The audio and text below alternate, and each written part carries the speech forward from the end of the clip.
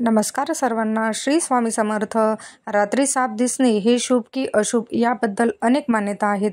काही जणांच्या मते रात्री साप दिसणे शुभ मानले जाते, तर काही जणांच्या मते ते अशुभ मानले जाते. घरात साप दिसणे, काळा साप दिसल्यास तो शुभ मानला जातो. याचा अर्थ भगवान शंकरांचा आशीर्वाद मिळेल आणि लवकरच यश मिळेल असे मानले जाते.